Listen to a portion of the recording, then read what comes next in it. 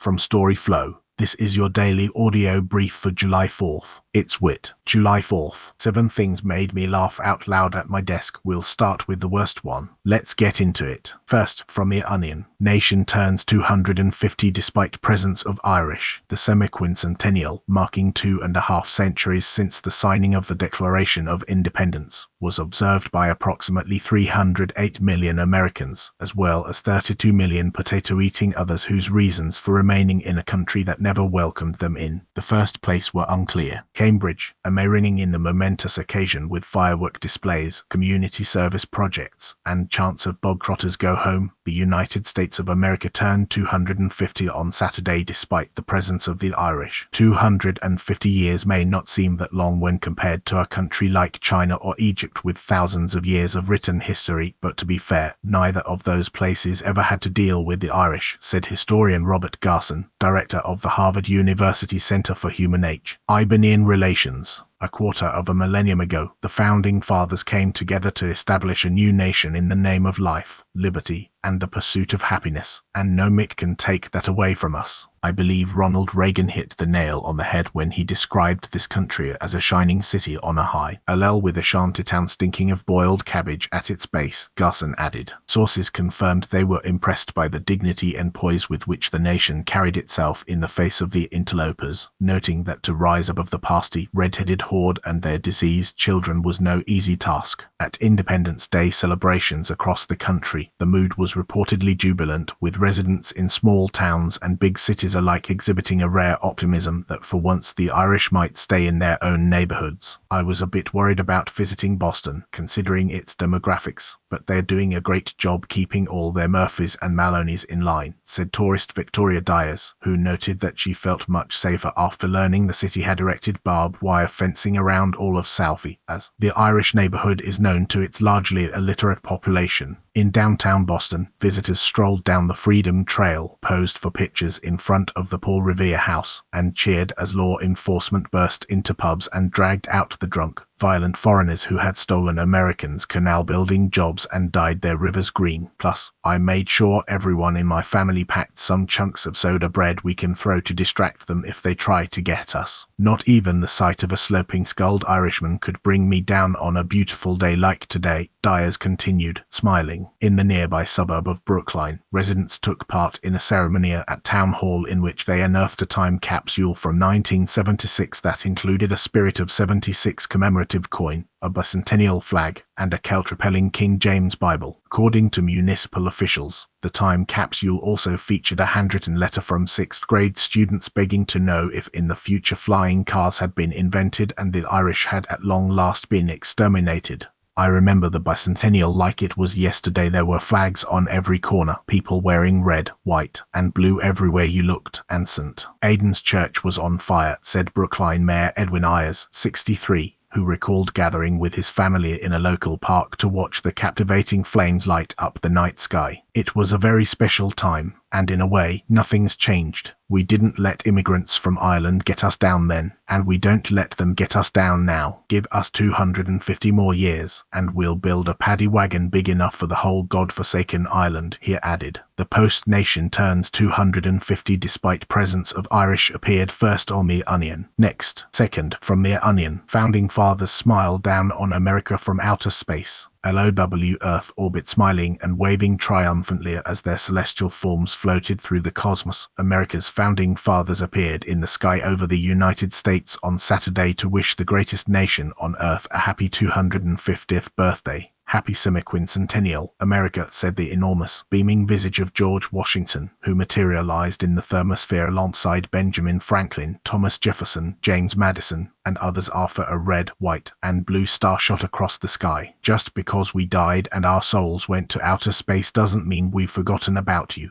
And remember, if you need us, we're always just a few galaxies away. In an emotional speech, a teary-eyed Washington told the nation that although he died in 1799 of a throat infection, he had in the years since eagerly watched over America from 4,000 light-years away on planet Nebulan. Morning W. Hen his native Virginia fell to the Union during the Civil War and cheering on the United States during its glorious military campaigns across Asia and the Middle East. Watching you from above only makes us love you more. We are so proud of everything you've done to make this the best country in the universe," the first US president added as he batted away an errant satellite while celebratory fife and drum music echoed across the Milky Way. Flanked by the spirits of his esteemed fellow members of the Continental Congress, Washington reiterated that despite the many planets they visited, alien races they slaughtered, and wars they waged throughout the universe, America would always be the best place they ever colonized. "See, America, it was scary when we died, but you're more than capable of being a country without us," said the celestial form of Thomas Jefferson, whose eyes twinkled as he appeared alongside the spirit of his slave Sally Hemings and several of their children. "And based on your current government, we know you are in good hands." Several reports indicated that Jefferson then snapped his fingers and summoned the spirits of many deceased Native Americans and African slaves, as well as dead Iraqi, Afghan, and Vietnamese children, all of whom floated in the sky, and said that Americans should be proud of their history and that any disagreements or misunderstandings from the past were now water under the bridge. Washington congratulated the United States on all the beautiful slaughter to come and, with a wink, said, "Oh, by the way, watch out for the famine." According to reports, the Founding Fathers then faded off into the distance, leaving behind constellations in the shapes of their faces. "You have faced so many atrocious challenges, the Nazis, the Russians, hippies, immigrants, and 2 Catholic presidents. But you never once backed down. When you dropped the atomic bomb on Hiroshima, I said to myself, they're going to be okay," Jefferson continued with a chuckle. "I looked out my window and saw the Founding Fathers flying across the sky on a giant space eagle," said Seattle resident Angie Friedman, who was awoken Saturday by the sound of a bugle playing the national anthem. "They talked a lot about how painful dying was and how there's still syphilis in space, but it was amazing to hear how much they loved us. I waved at Alexander Hamilton, and he actually smiled and waved back. It made me proud to be an American," Friedman added, even though Benedict Arnold was there for some reason. At press time, 340 million Americans were heard cheering raucously as the Founding Fathers returned for an encore and chanted USA, USA, while blood rained down across the country by the representatives of the Onion editorial board when, in the course of human events, it becomes necessary for one people to dissolve the bands which have connected them with other far more annoying and troublesome peoples, and to assume, among the powers of the earth, the separate and greater station to which the laws of nature entitle them as Americans. A decent respect to the opinions of mankind requires that an editorial board for America's finest newspaper should declare the causes which lead them to promulgate a Declaration of Independence that states, once and for all time, our meant opposition to any other countries besides America. We hold these truths to be self-evident, that all nations besides our own are created in an equal state of inferiority, that they are endowed by their Creator with a duty to, at worst, not bother America's ruling class and, at best, be dedicated to toiling in support of our life, liberty, and pursuit of happiness. The post-Founding Fathers smile down on America from outer space appeared first on The Onion. Up next, third, from The Onion, a declaration of independence from the rest of the world, that whenever such countries forget they owe their very existence to the consent of America's elite, it is the responsibility of such elite such as The Onion's board members to demand these countries alter or abolish themselves, in order to guarantee that the United States no longer has to deal with their unyielding folly. That to secure this outcome, such other nations, which include Botswana, Liechtenstein, and many others, must stop being so weird and irritating all the time. Prudence will dictate that other nations should know better than to continue existing, given that the mere mention of names such as Thailand, Kyrgyzstan, and France causes great pain and misery to the American ear. All experience has shown that America is more disposed to suffer when other countries persist, and these countries must thus dissolve themselves. Indeed, after suffering 250 years in a long train of abuses and injuries ranging from Eurovision to tapas to the so-called game of cricket, it is Americans' right, indeed, their duty to throw off the shackles of living in the same reality as other nations. Such has been the quiet misery of our lot, looking on in horror as dozens upon dozens of states without the name America are allowed to desecrate our maps and globes.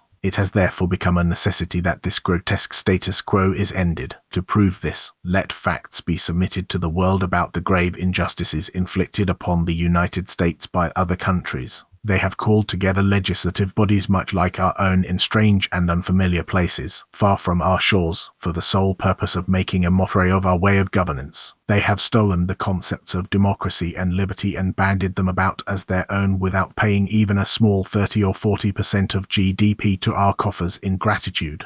They have fished their own seas, harvested their own land, and fed their own people. They have asserted their own independence. They have perfidiously changed their names, as, for example, Turkey to Turkeyite, so as to deliberately baffle and exhaust any American's attempt to pronounce them. They keep making food too spicy. They have attempted to obstruct the extrajudicial killings of their leaders and acted in wanton opposition to the bombing of their hospitals and schools. They have rejected calls to annihilate themselves and their citizens with a thermonuclear warhead so that Americans no longer have to experience the indignity of learning about them. They all smell bizarre and terrible. They have conducted trade with one another while our largest businesses are forced to sit idly by and watch like cuckolds. They have created ideas such as very tight men's pants, discotheques, and bidets in brazen violation of human dignity. They have created judges who swear loyalty to a constitution beside our own, resulting in such dangerous absurdities as a Bulgarian judge or a Greek judge. They have kept, even in times of peace, large armies of foreign soldiers to complete the work of desolation and tyranny known as defending their borders, a practice of cruelty and perfidy scarcely paralleled even in the most barbarous ages.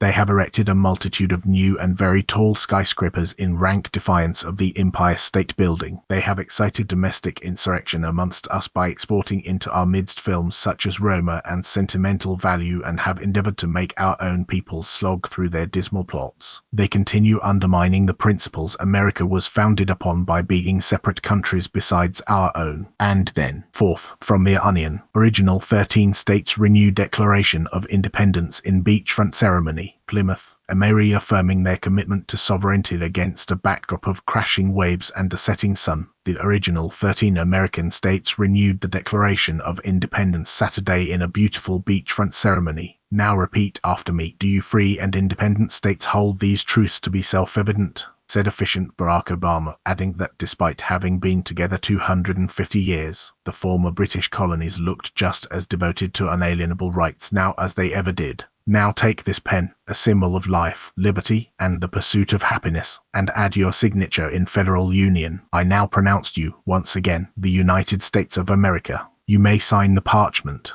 At press time, South Carolina had reportedly threatened to secede after spotting Pennsylvania in a cabana during the reception entering into union with California. The post-original 13 states renewed Declaration of Independence in beachfront ceremony that appeared first on Mere Onion. Next, fifth, from Mere Onion, historians theorize Declaration of Independence started as Twilight fan fiction, based on newly unearthed correspondence between our nation's founding fathers. We hypothesize that the document that ultimately became the Declaration originated as a non-canonical work of vampire romantasy fiction featuring Edward Cullen and Bella Swan, said historian Silas Glenford, adding that most direct references to the Twilight series were ultimately replaced with passages proclaiming the 13 colonies as independent sovereign states to avoid infringing on Stephanie Meyer's copyright. Thomas Jefferson's opposition to the original draft's enemies lovers plot line appears to have steered the document toward a focus on grievances with British colonial rule, which the pro-Jacob faction of the Founding Fathers accepted as a compromise to defeat Benjamin Franklin's efforts to include several graphic werewolf sex scenes with his own self-insert character. George Washington in particular likely fought tooth and nail to keep the Declaration's depiction of King George as a BDSM-obsessed vampire, though the true reason this was omitted in the final document is a mystery known only to those present at the Second Continental Congress. At press time, Glenn Ord added that X-ray analysis suggested that the founders initially signed the Declaration under the pen name Drakeblood Demonfire before its success prompted them to sign again using their own names. Washington offering new insight into the origins of America's founding document, a group of leading historians published a report this week theorizing that the Declaration of Independence started out as Twilight fan fiction. The post-historians theorized Declaration of Independence started as Twilight fan fiction appeared first on the Onion. Up next, 6, from the Onion. Babe, you shrunk, says panicked Travis Kelce to mini bride on wedding cake. York struggling to wrap his head around the horrific sight before him. A panicked Travis Kelce reportedly yelled, "Babe, you shrunk." On Friday to the miniature bride figurine on top of the couple's wedding cake. Taylor, "No, God, no, it's going to be okay, babe. Just tell me who did this to you," said the Kansas City Chiefs star, who crouched down to eye level to plead with the blonde, blue-eyed acrylic cake topper that was staring blankly back at him. "Wait, who the hell's this guy? Are you leaving me for a miniature man? Babe, hold on. Huh, that's me. Then wait, where am I?" At press time, Kelce was screaming, "No, babe, that's your house," as the real Swift appeared beside him and plunged a knife into the cake. The post, "Babe, you shrunk," says panicked Travis Kelce to mini bride on wedding cake, appeared first on The Onion. On the markets, Kalshi traders have been actively reprising this story in the last day. And then, 7th, from The Onion, Andy Reid approaches floor for traditional coach tight end wedding dance. "It's a moment every coach dreams about from the time he drafts his first offensive player, and Reid was clearly emotional," said wedding guest Kristen Byron, who noted that there wasn't a drier eye in the room as Travis Kelce and Taylor Swift's guests watched the pair sway and twirl across the park. "You at floor, York rising from his seat as the first notes of Leah Ann Womack's 'I Hope You Dance' blasted over the sound system." Kansas City Chiefs coach Andy Reid was seen approaching the floor Friday evening for the traditional coach tight end wedding dance. By the time the first chorus started and Reid dipped Travis, they'd clearly brushed off their nerves and were just enjoying the moment. You could really see what they were probably like on the field when Kelce was a rookie. At press time, Kelce was seen screaming in Reid's face after the coach missed a step.